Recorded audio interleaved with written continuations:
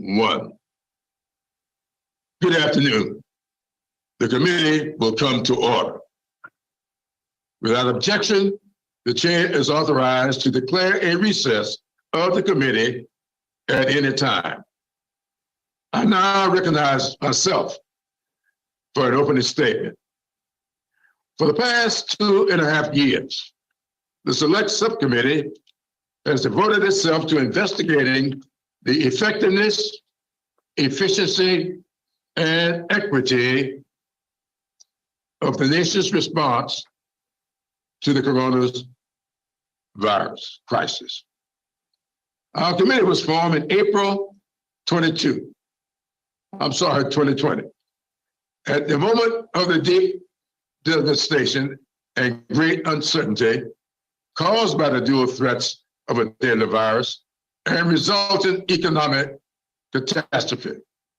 Modeled after the Truman Committee, which rooted out causes of waste, fraud, and abuse after World War II. We sought to identify and stop those who would take advantage of our vulnerabilities during that terrible time and to make real improvements to our pandemic response. During the past 2.5 years, we have investigated all aspects of how the crisis impacted American lives and livelihoods. We have held 42 hearings and briefings, released 37 reports and analyses, and heard testimony from dozens of key officials. Today's hearing will explore how to use the lessons that our committee has learned during the crisis and its aftermath to make sure we are prepared for the future. The coronavirus crisis was the worst public health crisis our nation has faced in more than a century. In the nearly 3 years since the first case of COVID-19 was confirmed in the United States, more than 100 million Americans have been infected with the virus, some with lasting consequences. And over 1 million Americans have lost their lives. The United States was hit much harder than its peer nations, suffering a significantly higher mortality rate than countries like Australia, Germany, and Japan. Compounding this devastating loss, as Americans took difficult yet necessary precautions to protect themselves and their communities from the virus, tens of millions of Americans lost their jobs. Millions more saw their hours and incomes reduced, or their small businesses closed during this time. Many of these Americans struggled to feed their families and to stay in their homes. This outcome was not inevitable. Our nation entered the coronavirus crisis unprepared for its magnitude. Our nation's public health infrastructure was underdeveloped well before the coronavirus pandemic. Elderly, minority, rural, and low-income populations were particularly vulnerable because of long-standing health and economic disparities. On top of these existing vulnerabilities, the previous administration chose to minimize the coronavirus and discourage proven health measures while undermining the scientists leading the pandemic response. But today's hearing is not about looking back. We must take stock of what we have learned so we can determine how to move forward. Based on the committee's 2.5 years of oversight work, our final report, which we will consider and adopt immediately following this hearing, includes 30 recommendations that inform what we need to do to prevent and prepare for future crises.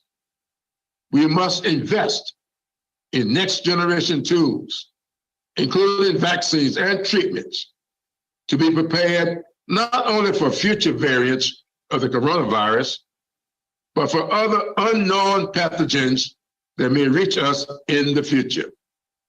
We must strengthen supply chains, increase domestic manufacturing, and ensure our stockpiles are well supplied to make sure essential workers are not left exposed when the next emergency comes.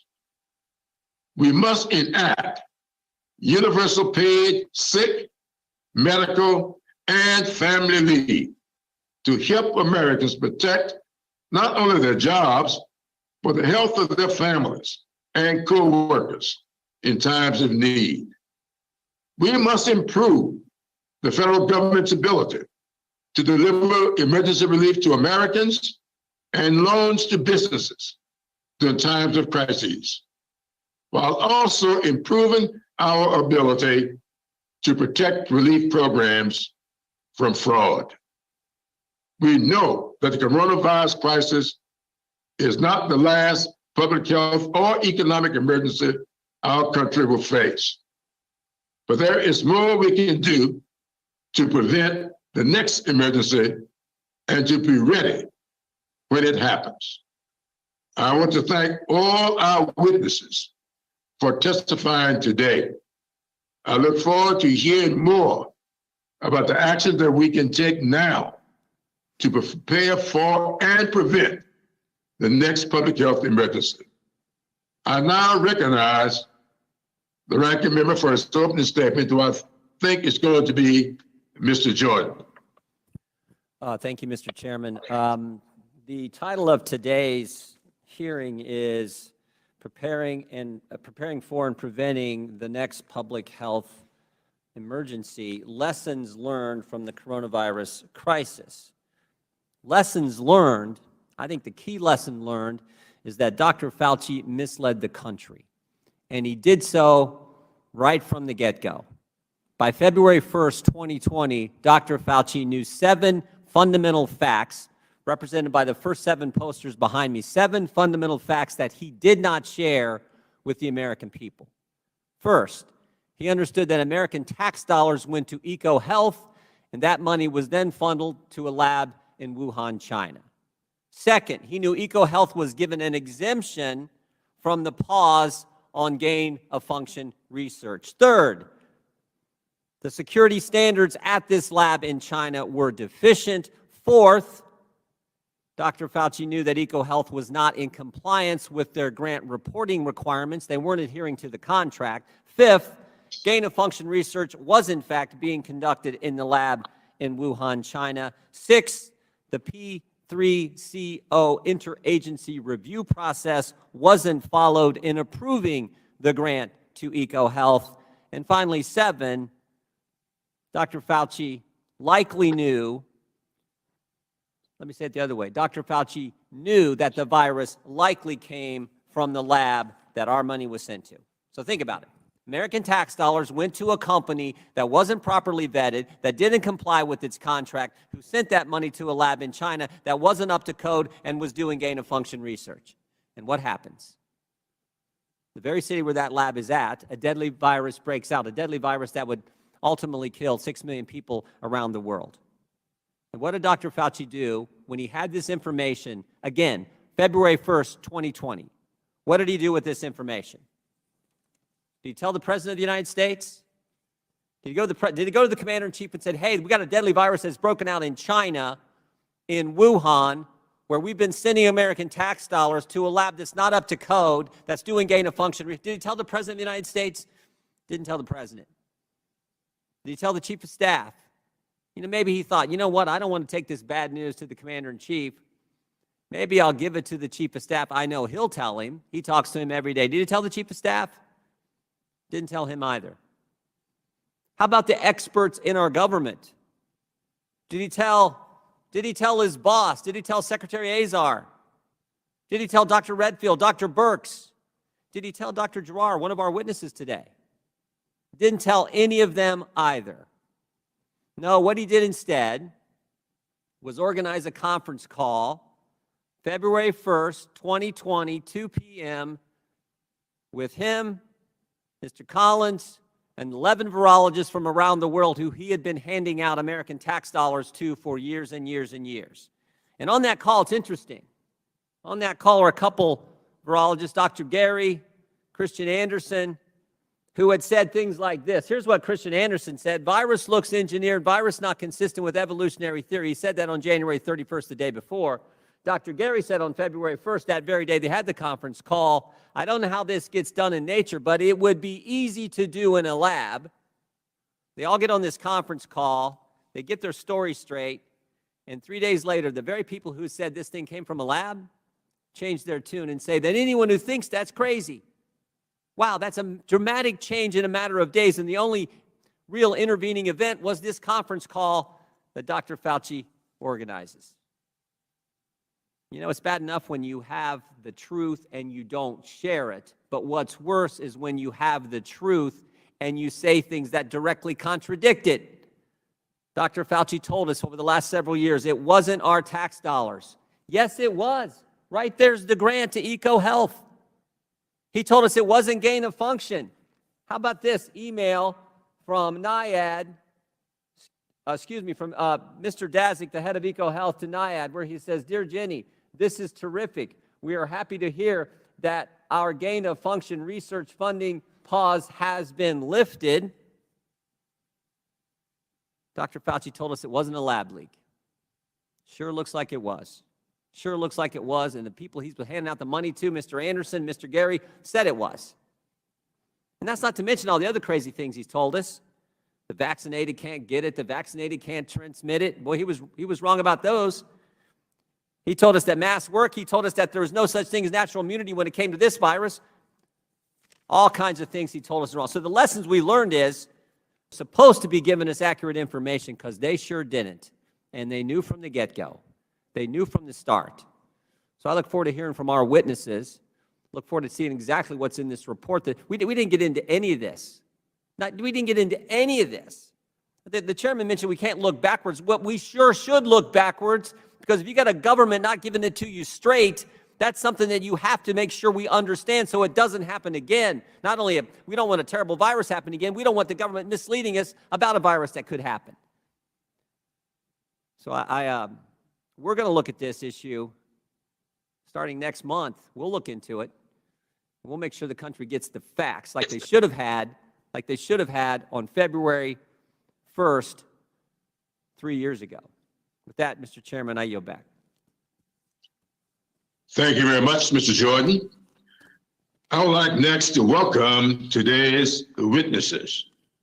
Dr. Rick Bright is an immunologist, vaccine researcher, and expert in pandemic preparedness. He served as Deputy Assistant Secretary for Preparedness and Response at the Department of Health and Human Services from 2016 to 2020. Dr. Bright previously served on President Biden's COVID-19 Advisory Board during the presidential transition in 2020 and 2021. Dr. Kizzmekia Corbett is a leading viral immunologist and vaccinationologist. She's previously worked as a vaccine researcher at the National Institutes of Health, where she played a key role in developing the breakthrough COVID-19 mRNA vaccine. She is currently an assistant professor of immunology and infectious diseases at the Harvard University School of Public Health. She's also an advocate for vaccine awareness and STEM education. Rebecca Dixon is a national leader in workers' rights advocacy. She currently serves as executive director of the National Employment Law Project, a nonprofit advocacy organization focused on building an inclusive economy with fair protections for workers. She is an expert in occupational segregation, workplace equity, and unemployment insurance. Admiral Brett Jywall served as Assistant Secretary for Health at the Department of Health and Human Services from 2018 to 2021 and is now CEO of Altisa Biosciences. Dr. Ngozi Ezike has worked for over 15 years to develop high-quality patient care to the people of Illinois and promote health equity within communities of need. She served as the director of the Illinois Department of Public Health from 2019 to 2022, guiding the statewide response to the coronavirus as the first Black woman to lead the agency. She is now president and chief executive officer of Sinai Chicago, where she continues to advocate for community-based public health initiatives and a robust healthcare system. Will the witnesses please rise and raise your right hands?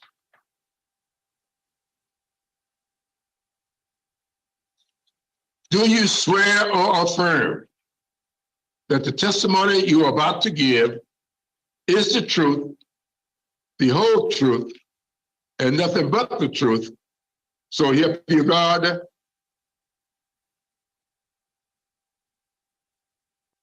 You may be seated.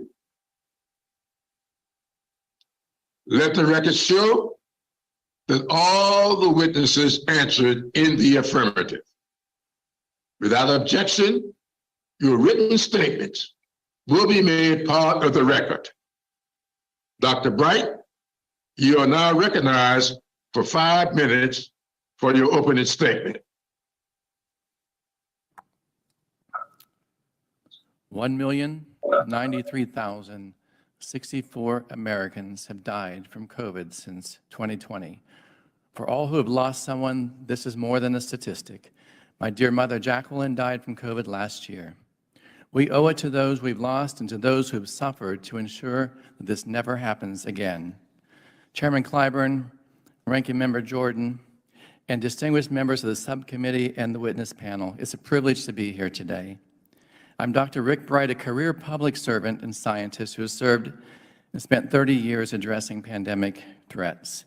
For 10 years, I served in the Department of Health and Human Services and was the director of BARDA when the COVID-19 pandemic emerged. It is clear that the United States was unprepared for the COVID-19 pandemic.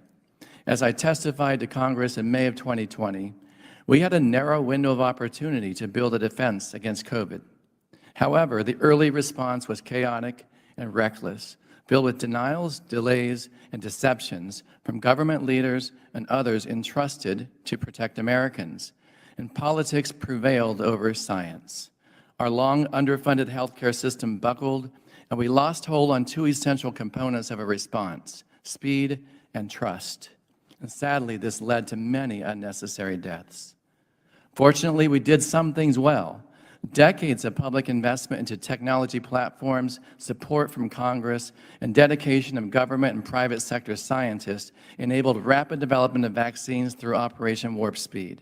Unexpected partnerships formed, unleashing the floodgate of solutions that will serve us for decades to come. The overall pandemic response warrants careful review. In addition to recent reports, Congress should authorize a nonpartisan commission to scrutinize and memorialize the details. The COVID-19 pandemic is not over. Infections, hospitalizations, and deaths are increasing dramatically, especially among older adults, the unvaccinated, and those who have not had their recent vaccine booster. Instead of declaring victory, we need to intensify efforts this winter. To save more lives, we must get more people fully vaccinated with COVID and flu. Provide clear guidance on testing, wearing a high-quality mask, and staying home when sick. Improve indoor air quality through proper ventilation and filtration. Continue robust testing and genomic surveillance, and we must ensure that all vaccines, drugs, tests, and masks are available, accessible, and free for all Americans. COVID will not be our last public health crisis. We must learn from the past and prepare for the future. The path ahead should include passing and funding proactive legislation, such as the Prevent Pandemics Act. And the federal government cannot do this alone. It's important to align federal, state, and local efforts with the private sector and global partners. Despite many challenges, I remain optimistic. I'm confident that science will enable a healthier, safer, and more equitable future. With scientific advancements from the pandemic, we can now make next-generation vaccines to reach more people and provide broader protection, develop new drugs for combination therapy, and host targeted treatments that strengthen our immunity to fight multiple pathogens, create more diagnostics for home use to bring the power of health monitoring into our daily routines and detect infections earlier to guide treatment and reduce the risk of infecting others. And we can build a modern data infrastructure that strengthens and connects our healthcare systems and modern genomics. We can now see early signals of an outbreak weeks or months before it strikes to be able to fight it head-on instead of chasing after it.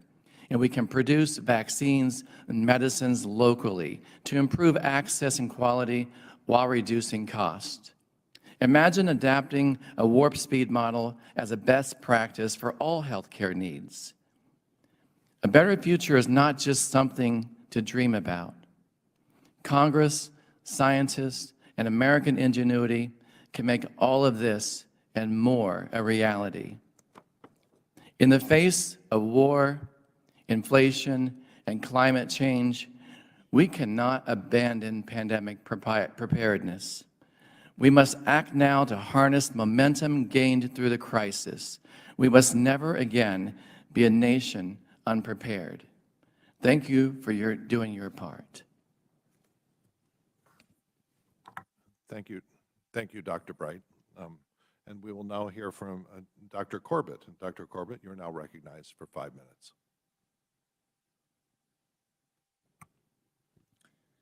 Good afternoon, members of the Select Committee on the Coronavirus Crisis and my fellow panelists.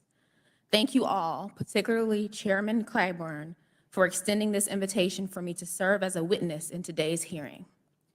I am Dr. Kizzmekia Corbett, Assistant Professor of Immunology and Infectious Diseases at Harvard T.H. Chan School of Public Health. I often describe myself as a viral immunologist, which is just a fancy way of saying that I study the immune system's responses to viruses. I more specifically use my viral immunology expertise to inform the development of vaccines and therapeutics for coronaviruses and other viruses with pandemic potential. Most notable of my 17 years of experience is that in the wake of the COVID-19 pandemic, my team and I at the National Institutes of Health co-developed both a leading COVID-19 vaccine and therapeutic antibodies. My firsthand experience as a frontline vaccine developer, and moreover, simply an empathetic human, is why I'm so grateful for you to have convened today to address how we might prepare for the next pandemic, particularly revisiting the lessons learned, both the good and the bad, from COVID-19. The truth is that while we would all like to put the pandemic behind us, one fact remains. The virus and the medical and social implications of it are here to stay. In fact, just in the past week in this country, we have averaged over about 60,000 cases per day. Yesterday, 400 of our beloved Americans died from COVID-related deaths. These stats come with the reality that we are currently in a season of high respiratory virus transmission and the so-called triple-demic of RSV, flu, and COVID. Atop of that, there are over 20 viral families that are constantly poised as pandemic threats. As time would tell, it is not a question of if another pandemic will arise, but when.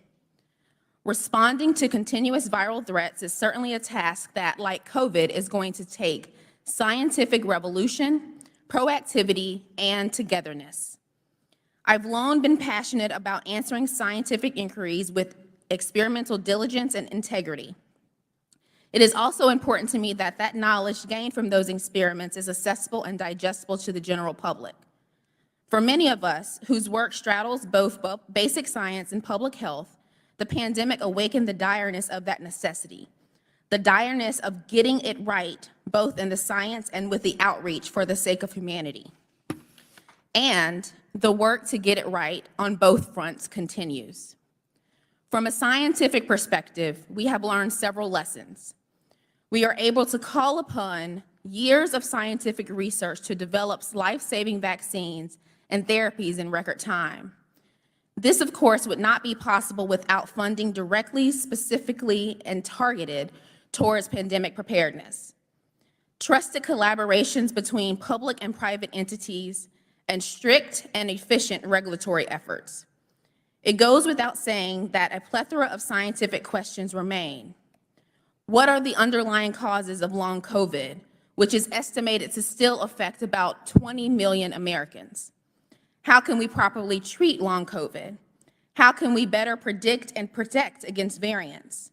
The continued need for scientific and technological breakthroughs is a reminder that we have to continue to zealously fund research, not only for COVID-19, but all viral and bacterial and other diseases. This is a moment for us to turn the tide of traditional underinvestment in some research areas so that we are prepared in all fronts. As variants continue to emerge, we must prioritize development of universal vaccines and novel therapeutics. And because we are no strangers to each outbreak shining light on communities that have sometimes been neglected and overlooked, we must be strategic and unwavering in our efforts to increase health equity and tackle long-standing health disparities. From a community perspective, there are a plethora of outreach and communication that needs to be done.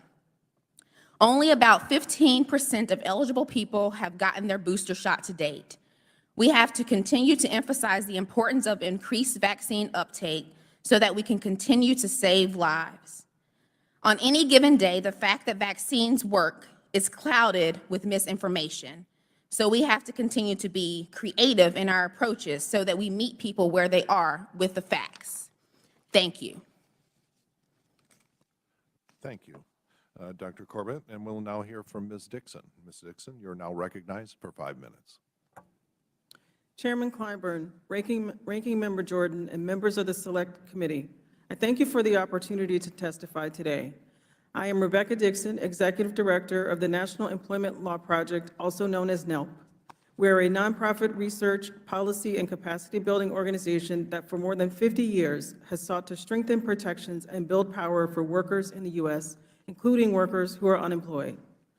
Although the COVID-19 pandemic caused enormous hardship for workers, families, and communities throughout the country, communities of color endured the harshest impacts due to compounding effects of longstanding structural racism across healthcare, labor, housing, education, and in the opportunity to accumulate generational wealth.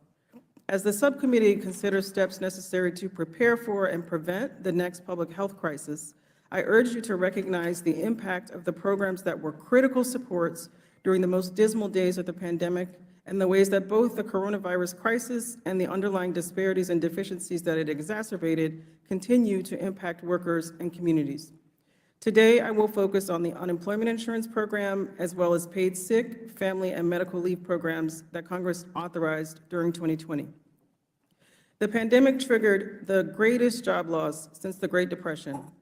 Black, Latino, Native American, and Asian workers, as well as women of all races, disproportionately worked in occupations and locations hardest hit by pandemic shutdowns and faced the highest rates of unemployment. Congress responded, creating temporary new UI programs that significantly expanded UI eligibility, and together with regular UI, enabled 4.7 million people, including 1.4 million children, to avoid poverty in 2020 alone. These programs expanded the reach, duration, and adequacy of UI benefits for all segments of the workforce, but particularly so for Black and Latino families who were traditionally disqualified or ineligible for benefits. For example, 1.2 million Latino workers and their families avoided poverty because of UI benefits in 2020. But despite substantial advances toward equity, The GAO found that troubling racial and ethnic disparities in accessing UI persisted during the pandemic. Antiquated technology, deficient staffing, outdated administrative practices all left state agencies ill-equipped to respond to the tens of millions of unemployed workers across the country. Congress did provide DOL with $2 billion in one-time funding to assist states in improving the functioning of their UI systems, and DOL has made excellent use of these funds, focusing much of its attention on efforts to make access to UI more equitable. Ongoing support is needed. To ensure that the UI system functions as it should at all times, especially during times of crisis, Congress must, 1, enact permanent reforms that establish minimum federal standards for eligibility, access, benefit duration, and adequacy. 2, appropriate sufficient administrative funds to strengthen the UI infrastructure at both the state and federal level. 3, reform and modernize the federal extended benefits program to automatically trigger on to provide additional weeks of benefits during economic downturns. And 4, establish additional emergency UI programs that automatically trigger on during periods of high unemployment. The paid sick and family medical leave programs created by Congress covered an estimated 22 to 60.5 million workers who desperately needed income support when they couldn't work, whether because of illness or caregiving needs. According to a study published by the journal Health Affairs, the guaranteed paid leave provisions decreased COVID-19 infections by 56% in the 38 states that previously had no paid sick leave guarantee, and stopping more than 15,000 daily infections nationwide. Guaranteed paid sick and family leave also enabled workers with caregiving responsibilities to remain attached to the workforce. However, the health and economic benefits could have been much greater if Congress had not created so many exemptions and had provided paid leave for longer durations and more types of care. Approximately 68 to 106 million workers were excluded from paid leave protections, weakening the economic and public health benefits of this law. In particular, a recent study by the Federal Reserve Bank of Boston found that large companies which did not voluntarily extend paid leave disproportionately employed women and workers of color. Congress should waste no time in enacting paid sick leave and family leave that applies to all workers.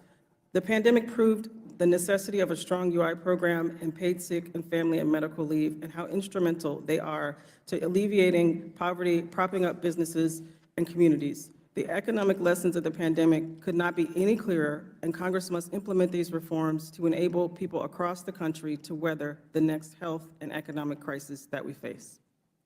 Thank you. Thank you, Ms. Dixon. And we will now hear from Admiral Giroir. Admiral Giroir, you are now recognized for 5 minutes. Chairman Clyburn, Ranking Member Jordan, members of the Select Subcommittee, and my fellow witnesses, all of us should be here today with a singular purpose, and that is to assure that, to the greatest extent possible, we can prevent the next pandemic. And if we cannot entirely prevent it, we must respond to it rapidly, effectively, justly, and with the least possible loss of life, educational and economic opportunities, and individual liberties. Globally, the United States must incentivize safe practices in live animal wet markets and BSL-4 laboratories. We must enforce agreements that ensure international transparency during early disease outbreaks. We must empower the WHO by adopting the plan I transmitted to the WHO Executive Board in September of 2020, and establish specific, strict safeguards on the funding of gain-of-function research, especially within adversarial nations. Domestically, in the future, there should never need to be a testing czar or an Operation Warp Speed. We can avoid that if we develop long-term, sustainable public-private partnerships, if we reform the unfocused, slow, insular, and operationally unprepared federal agencies, especially, unfortunately, the CDC, if we establish, before any crisis, a clear leadership structure and chain of command, and make state health agencies accountable for their funding with clear deliverables, metrics, and recommendations. Unfortunately, in my opinion, this subcommittee's report has not done enough to advance America's biosafety because it has ignored many critical questions and focused so much of its effort, like my entire 6-hour interrogation, on political scapegoating the Trump administration. This is not only unhelpful, but it is counterproductive by implying that the solution to this and future pandemics is just to replace a sitting president or follow the science, when we know that this is untrue. 420,000 Americans died from COVID during the Trump administration, of which I was a member, but 660,000 Americans have also died under the Biden administration, despite hundreds of millions of doses of vaccines, billions of tests, and life-saving oral antiviral drugs. Does this subcommittee really not believe it is appropriate to learn from the successes and the failures of the Biden administration, just as it did from the Trump administration? Indeed, there are numerous specific questions that Americans would like the Biden administration to answer, related to the collapse of the domestic test manufacturing infrastructure in early and mid-2021, the direct editing of official CDC guideline drafts by special interests, FDA's bypassing its external advisory committees when authorizing boosters and the subsequent resignation of FDA senior officials, the vilification of the unvaccinated, and the delay in concluding that natural immunity is at least as protective as vaccine immunity, and many other questions.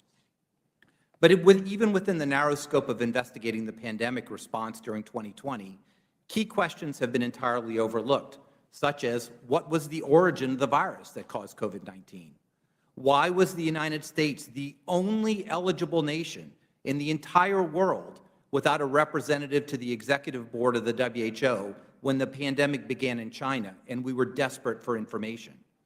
Why did the FDA and Pfizer delay review of vaccine data and leave the elderly to die without protection for an unnecessary month? Why did candidates during the presidential election, along with much of the media, instill distrust about life-saving vaccines then in development by our administration? Finally, I would make the point that there is a critical difference between politicization of the science and political leadership of the scientific agencies. I was named HHS testing coordinator because of the abject failures of the CDC and the FDA in developing and scaling testing in February 2020. Within my 1 week, my multidisciplinary government team and private sector volunteers designed and implemented the National System of Community-Based Testing, 41 sites within days, expanding to over 7,000 sites within weeks. Was this political interference? In some sense, yes, but it was absolutely justified. Political leadership is why we have elected leaders, why government officials are vetted and confirmed by the Senate, to widen the lens of decision-making and to think holistically, taking into account all health and national consequences. And that is what we endeavor to do every single day. Thank you again for the opportunity to be here, and I look forward to an engaging afternoon. Thank you, Admiral Giroir. And we will now hear from Dr. Ezike. Dr. Ezike, you are now recognized for 5 minutes. Thank you. Thank you, Chairman Clyburn and the members of the subcommittee. I'm Dr. Ngozi Ezike, and I'm honored to be here today to share some perspectives from the COVID-19 pandemic.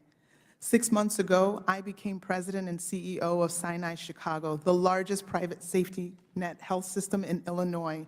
For more than 100 years, Sinai has cared for the most underserved communities in Chicago, taking care of everyone regardless of their ability to pay.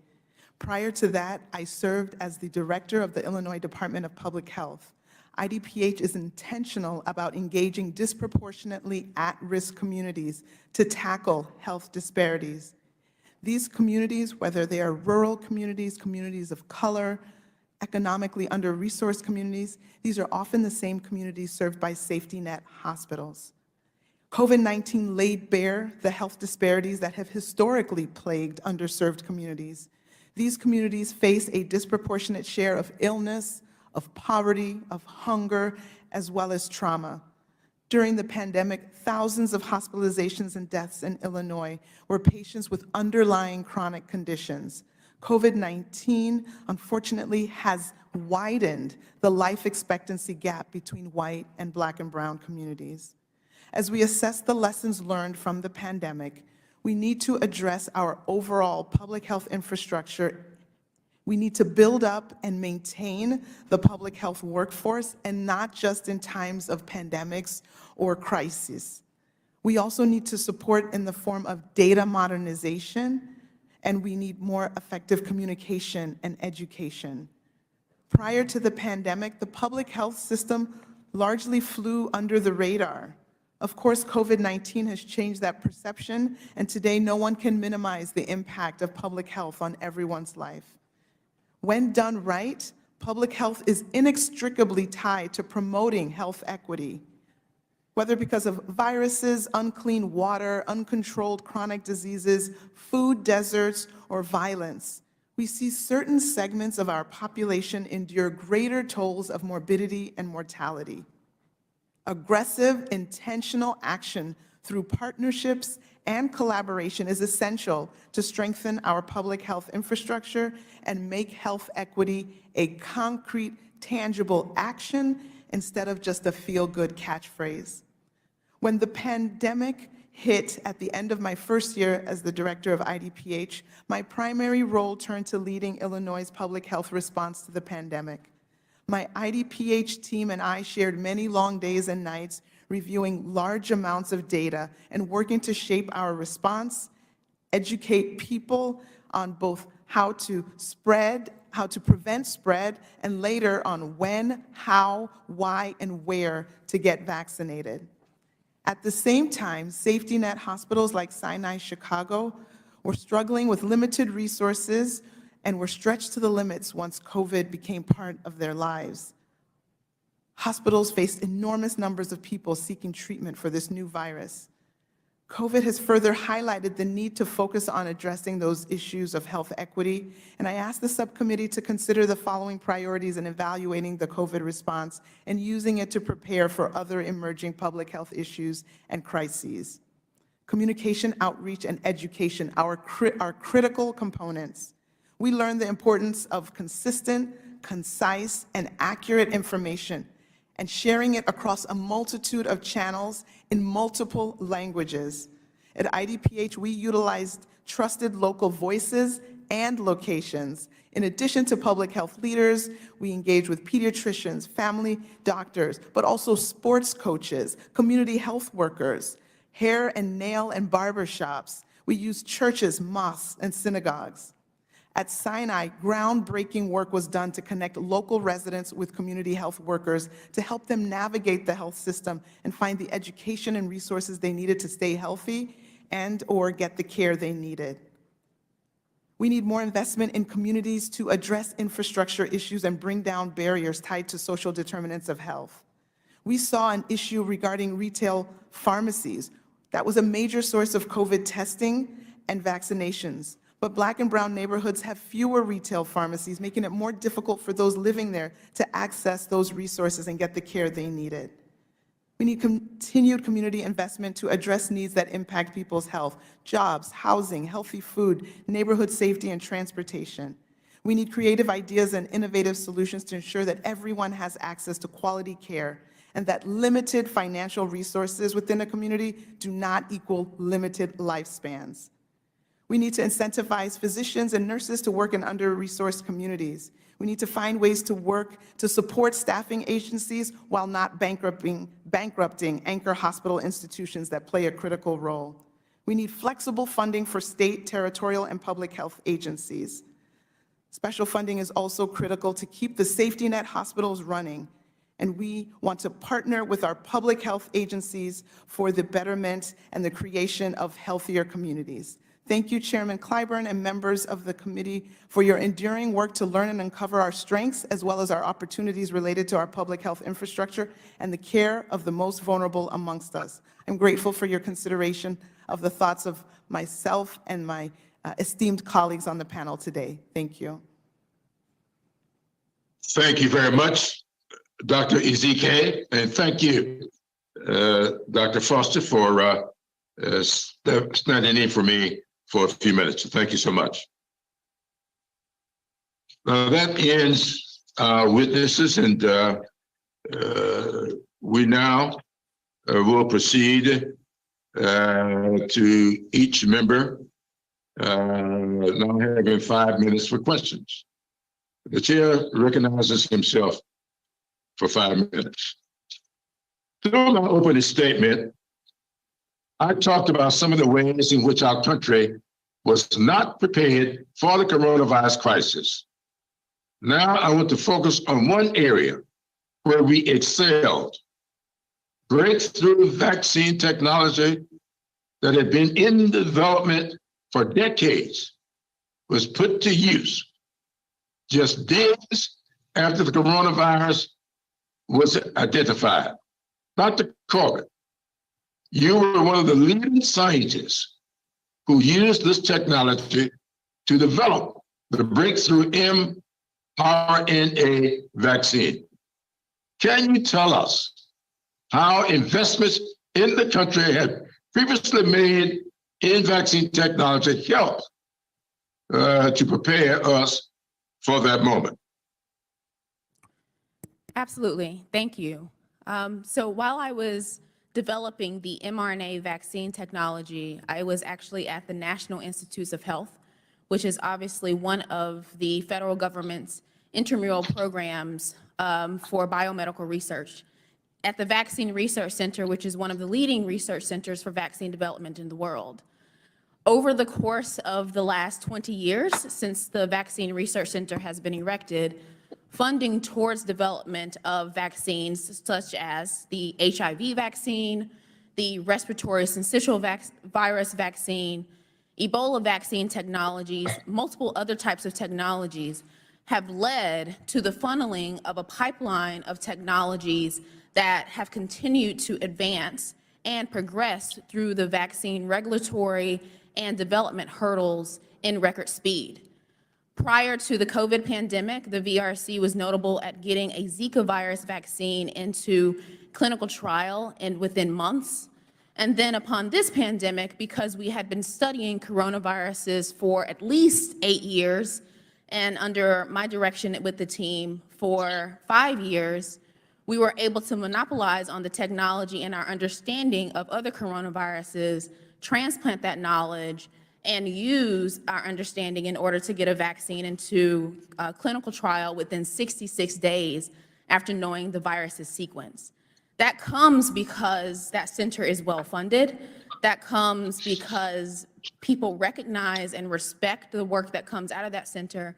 And that also comes because of other funding mechanisms such as CEPI and otherwise that were completely invested in understanding how we could deliver vaccines very quickly to the general public across the world in record speed, shall there be a pandemic.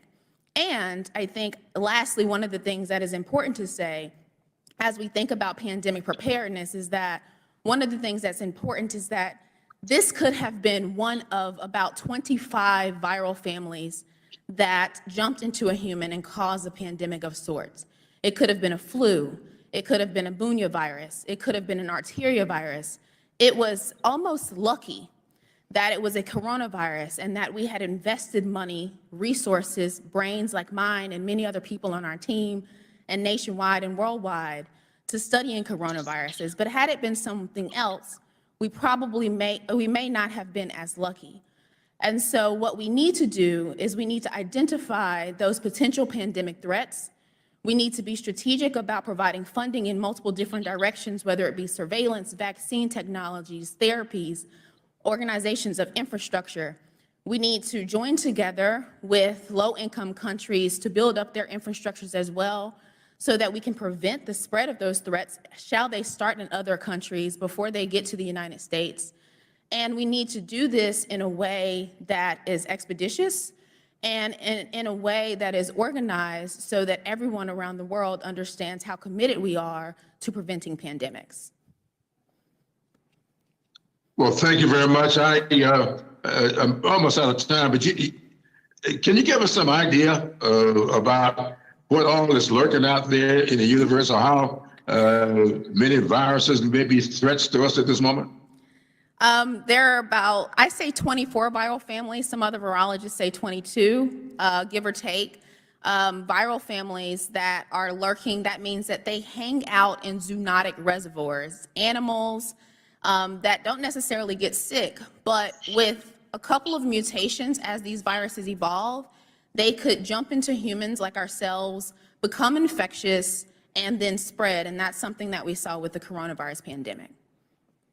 And you don't think we were prepared for that? Absolutely not. We, quite frankly, Chairman, aren't even prepared for our seasonal flu epidemics.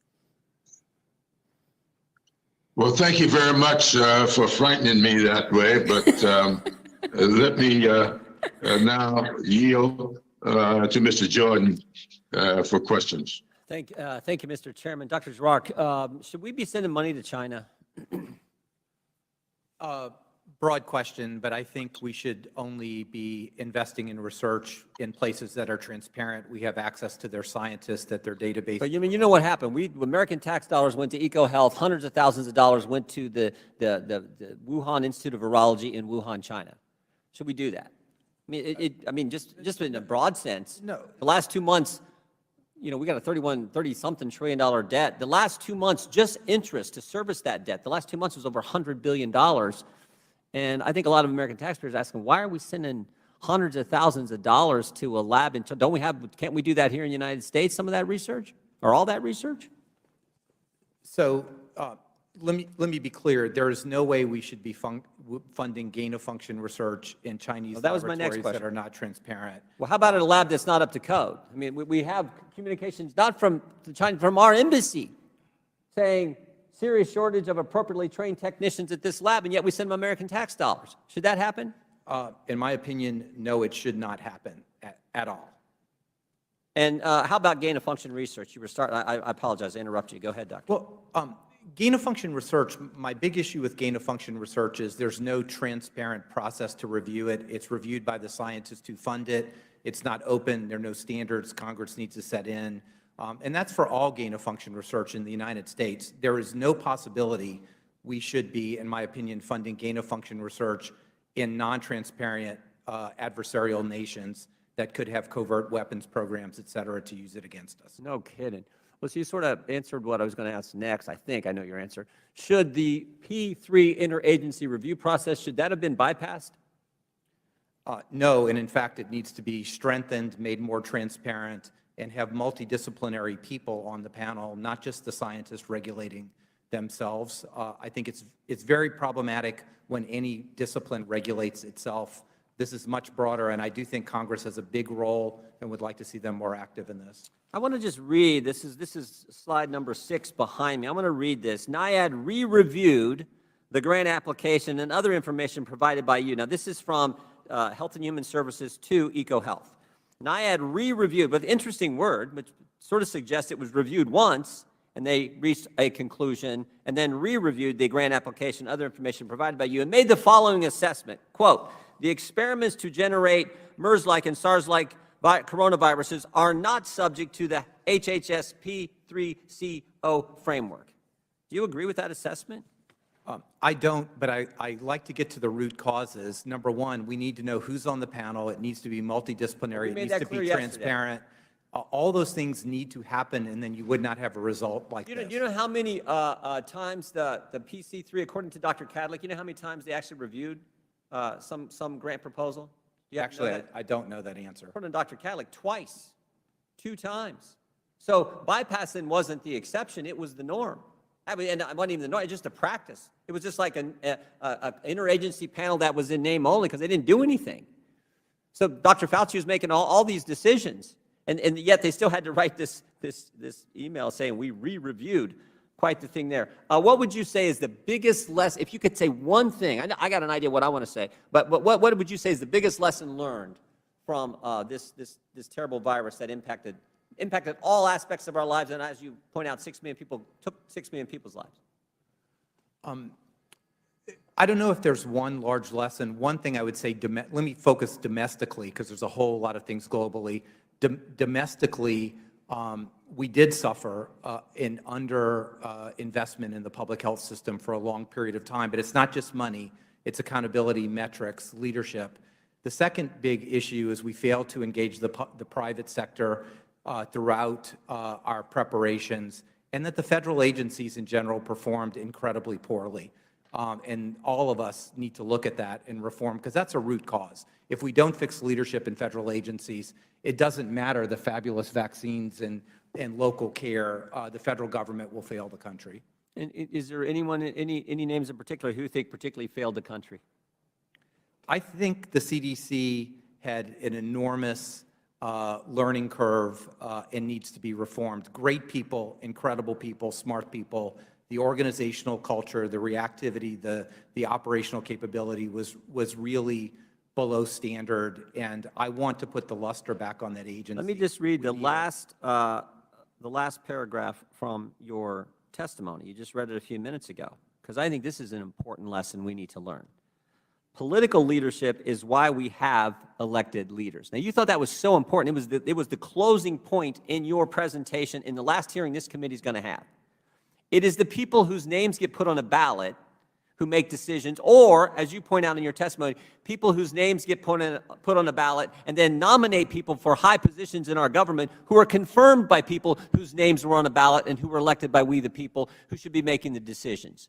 That was the point you were making right there. That is that the right? point I was making, and I think this has been confused and confabulated in the report.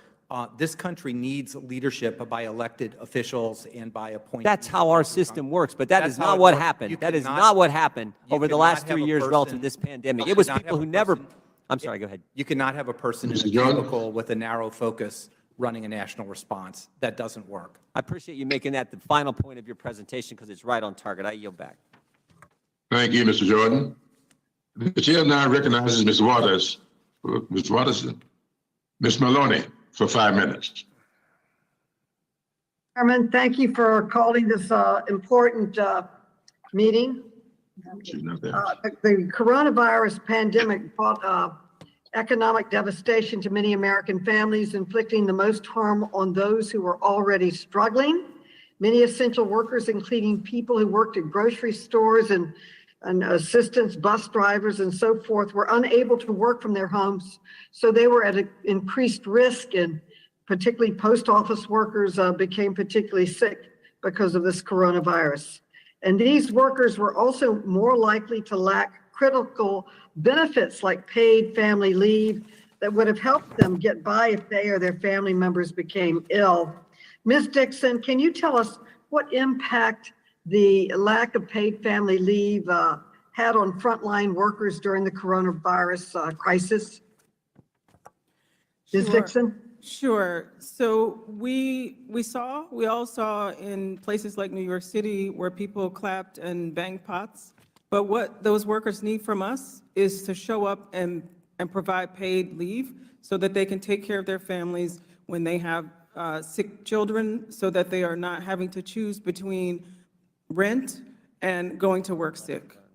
So that is the impact, and it is critical that we have paid leave available to all workers in this country. Well, as the mother of 2 daughters, I know the difficulty of balancing work and family, and have put in legislation my whole time in Congress for this paid leave for workers. We did finally pass it with Clyburn's help for all federal workers, but we need to expand that to all workers. And an analysis of the select subcommittee released earlier this year found that workers who did not have access to paid leave quit their jobs at a far higher rate than workers who did have access to paid leave during this time. Ms. Dixon, I'd like to ask, does this finding surprise you? And can you tell us more about how enacting universal paid leave will help to better protect the American families? It did not surprise me. Workers, especially workers in low-paid jobs, they have very little rights and they have very little benefits, and I would include paid leave among those. And so when they need to take time off, they often are getting written up and fired. So in some cases, they quit, but in some cases, they are also fired. And so that is not a surprise. And we can actually make a difference for working people by making this benefit that is available to a lot of us in this room available to those workers as well. And we should not say that these workers are essential and then treat them as disposable. Well, the Select Committee's final report which we will be voting on today, recommends that we make paid leave, medical and family leave universal for all American families in the United States. And I agree with that completely.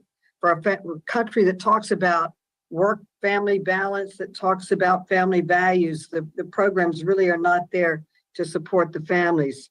Dr. Ezike, you've been a leader in state and local public health for more than 15 years. In your experience, how could access to paid leave improve health outcomes for people and families working to make ends meet? We know that the pandemic has been hard for so many families, particularly low-income ones, and it's very hard on women, especially. During the early months of the pandemic, women lost 4 times as many jobs as men. 2 years later, women are still struggling to return to their jobs, compounded by a lack of affordable childcare and without access to paid leave. Data from the same select subcommittee analysis found that female hourly workers experienced worse employment outcomes than their male counterparts, both before and during the pandemic. These are compounded, these problems are compounded for women of color. Ms. Dixon, can you tell us how women, and particularly women of color, disproportionately bore the brunt of the pandemic, and why paid family leave is so important and essential for them? Mrs. Dixon. I sure can. We know that women of color, particularly Black women, are in some of the lowest paying jobs with the least flexibility. And so when this pandemic hit, they had to choose between being home to supervise their children on Zoom school or going to work. They had to choose between taking care of a sick child who is being quarantined and paying their rent. They had to make those horrible choices. And in this country, we should not do that. We need to modernize these programs. We need to stop pretending like we have an all-male workforce from the 1950s and change this policy to make sure that working women's needs are taken care of and front and center. Well, my time has expired, but I agree that we need a national paid leave program to build an equitable, resilient economy. Thank you, Mr. Chairman, for your report and for your focus today. I yield back, Mr. Clyburn. Thank you very much. The chair now recognizes Dr. Miller Meeks for 5 minutes. Thank you, Mr. Chair, and I'd also like to thank all the witnesses for appearing here today. It's interesting to listen to the lessons learned from the pandemic because the lesson I learned and I take away from the pandemic is one which I predicted in the end of April of 2020, and that is that lockdowns and the way we proceeded to address the pandemic would end up costing more lives than would actually we would see succumb to COVID-19. And we, in fact, have seen that in the loss of lives from cancer screenings that did not take place, heart attacks, strokes, and this data has all been out there, diabetes. We correctly, myself and others correctly predicted that the increase in mental illness, depression, anxiety, and suicide would occur. We also predicted an increase in drug overdoses, drug dependency, and deaths from drug overdoses. In San Francisco, it's been in the San Francisco Chronicle reported ad infinitum that ages 18 to 45, the group that is not tremendously affected by COVID-19, has had more deaths from drug overdoses, far in excess of what they have had to COVID-19. What we did not predict, and can any of our witnesses even address, do you know why the Las Vegas school system opened up last year when they were going to stay closed? The reason was because from March 16th till June of 2021, they had 6 youth suicides, and from July 1st to December 31st of 2021, they had a total, or 2020, they had a total of 12 suicides, 18 suicides in 9 months, the youngest of which was 9 years old. 9 years old. The Head Start program continued to mask 3- and 4-year-olds who are at very little to infinitesimally no risk of developing illness or hospitalization from COVID-19 unless they are in a high-risk population. So we have a program which we're continuing to advocate for to lock down. We've already seen in China that lockdowns don't work, and massive protests against how they treated their population and their individuals and their liberty. And yet, we still don't even know where the virus came from, how it emanated, and in talking about how to prepare for the next pandemic, how to respond to the next pandemic. And Dr. Gerard, you had correctly addressed the fact that the CDC, and I'm a former director of the Department of Public Health in Iowa, and a military veteran, so I know something about pre-positioning supplies, strategic national stockpile, responding to emergencies, that, you correctly addressed that the CDC, an exemplary organization, wonderful in research and global international threats, was unable to take research, applications, develop testing, and develop messaging for what people could and could not do. We already had information on the CD side about whether masks work or did not work. We have asked, and I have asked in this committee of both Dr. Fauci and Dr. Walensky about infection-acquired immunity, which we know is a real thing. But yet it seems like our CDC continued to deny that that was, in fact, something that was knowledgeable. So my question to you is, do you think we've adequately addressed where COVID-19 came from? And given testimony that you've given before, are you concerned about where COVID-19 came from and access that the Chinese Communist Party has to different viruses, and whether or not they're using these for nefarious purposes? Well, first, yes, I think after probably 20 million worldwide deaths, we need to know where this virus came from, because if we're going to prevent it in the future, not just rely on all the countermeasures that we have to understand. And lab leaks are common, not just in China, but they're common all over, which is why I think all BSL-4 laboratories need to have some international standards and cooperation. The second point is, and this gets back to my DARPA days and DOD days before I was here, but there are many rogue states and countries with bioweapons offensive programs. My assessment is China is one of them, and there are many others. And these are as much of a risk to us as naturally occurring infections. And again, that supports all the research and innovation that needs to have here. So yes, this is a concern, and China is a concern on both of those grounds. Thank you very much. And I think in preparing for the next pandemic, it's just as important to recognize that viruses come from a variety of places, some from nature and some from laboratories. Thank you so much. I yield back.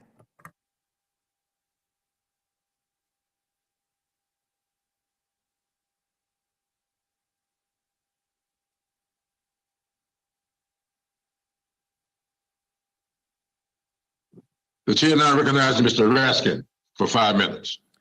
Mr. Chairman, thank you very much.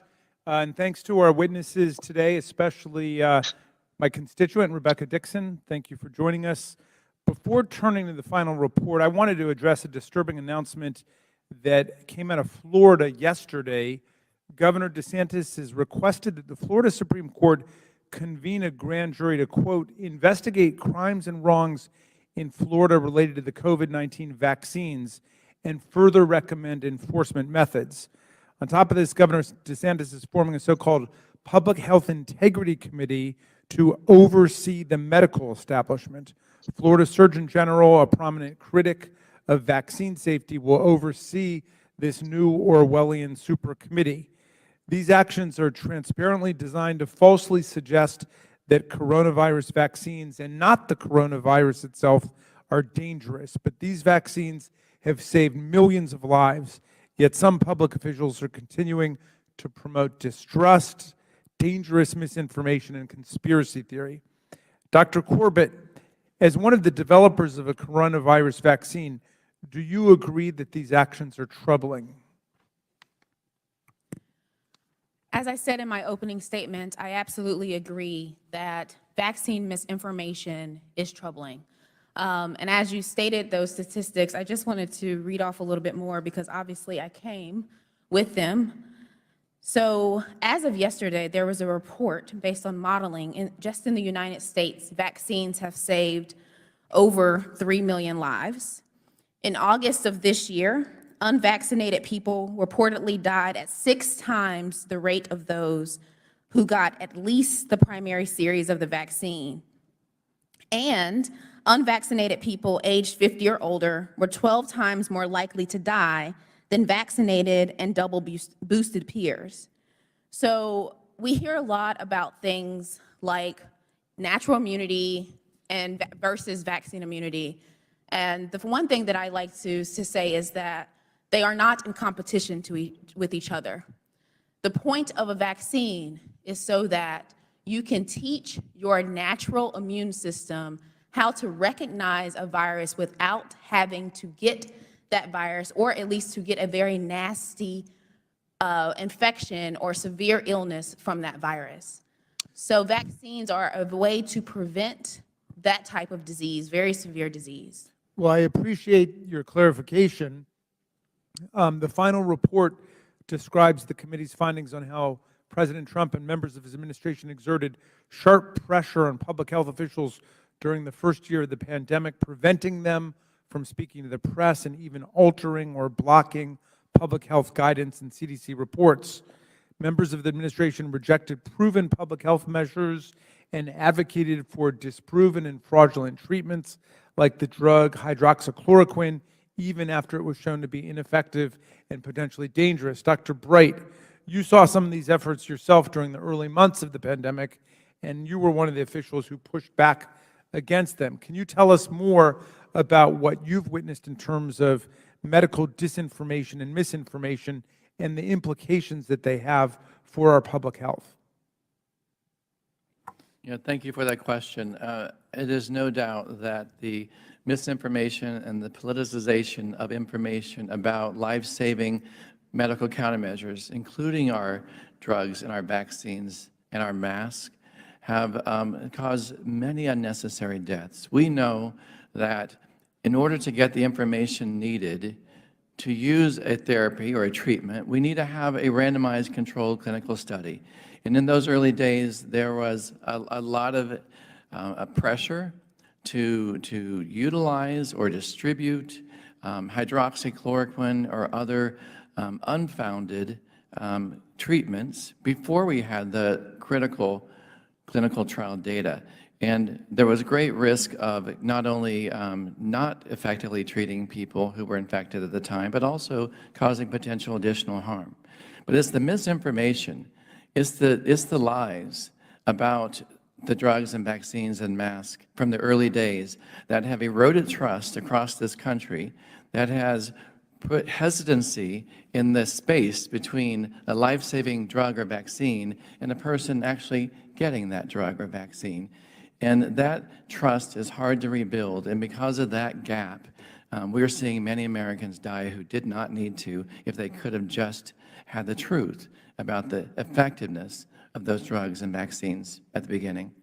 Thank you. I'm afraid my time is up. I'll yield back to you, Mr. Chairman. Thank you, Jennifer, for yielding back. The chair is now going to have a 5-minute recess.